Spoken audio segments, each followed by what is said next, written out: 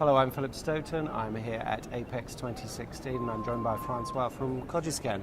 François, good to see you again. Hello, Philip. Good to see you. Loving the outfit. Thank you very much. Factory Intelligence is the product you're all promoting with your livery. Tell me a bit about the product. Okay, so Cogiscan has been in a track trace and control business for many years now. We started out primarily around material control and then evolved into traceability. And now I would say analytics is the third pillar of our offering. So we've been collecting data from the shop floor, from the different machines over the years.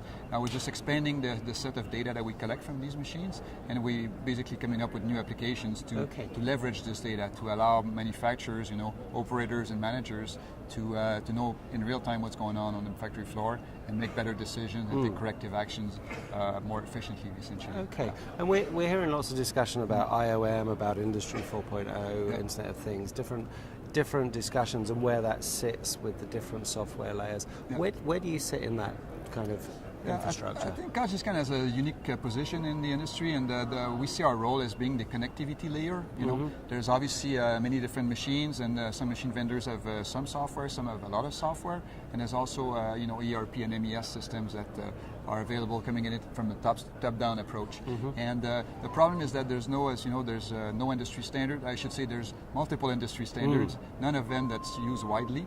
So the idea is we can speak all these different languages, and we can become the connectivity layer. Okay. So we interface with all the machines, we interface with all the MES systems, and we can actually tie all these together. Yeah, so there's a kind of a translation process. One of the languages that we've been talking about was OML, which has been announced a couple of weeks ago by Mentor. Is that another language that you're able to Absolutely. I mean, we're planning to do that. I mean, it's brand new, so we don't have the interface yet, but we see that a very good thing, because it means that all of a sudden, our company and others will be able to interface with the MES from Mentor Graphics, and in a way that will be controlled and supported over the long term, which is what it should be. So we definitely will develop this interface, and we will offer it to our customers and also to our partners, equipment partners that need to support all the different software that are out there. Yeah. Whether that becomes an industry standard or not in the future, I mean, time will tell. But some people will use it, so it's exactly. Some people will use it. Obviously, the people that work with Valor and Mentor will use it. So we need to definitely support that. Yeah. And I guess the challenge for you is to be agnostic on those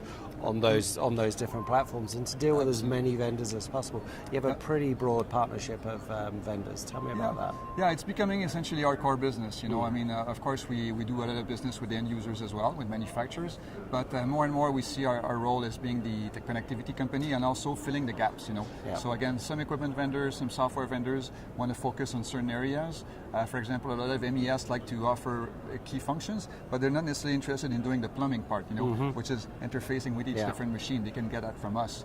On the other side of the machine vendors need to be able to claim that they can connect to any system. So again, we can offer that solution for them. So that's really our focus, is on the partnerships with the equipment vendors and with the software vendors as well. Okay, and we're at a show here in North America. You've had lots of visitors, I guess predominantly the US, but maybe Mexico as well.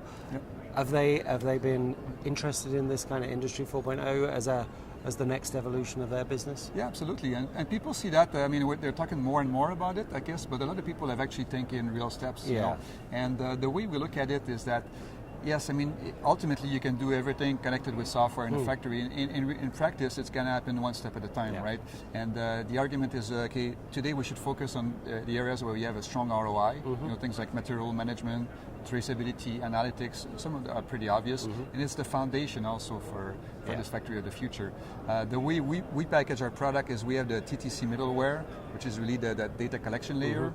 The argument is this is really the foundation for the factory of the future. Once you have that, then you can connect our software modules, somebody else's software modules, anything you want, so it opens up the door to really build up the factory of the future in the best possible way. Because no one software vendor can offer all the solutions. It's really how do you allow these different systems to interact together very efficiently. Yeah, and my experience with the EMS guys is they want to be able to take some kind of small step. They want to be able to make that journey, and they don't know quite where that journey is taking them. So they need something that will facilitate them to get started. And That's I guess exactly. you're doing that. Yeah, exactly. Excellent. Well, François, thank you for popping by. Thanks for chatting, and we'll talk again soon. Thanks again, Philip.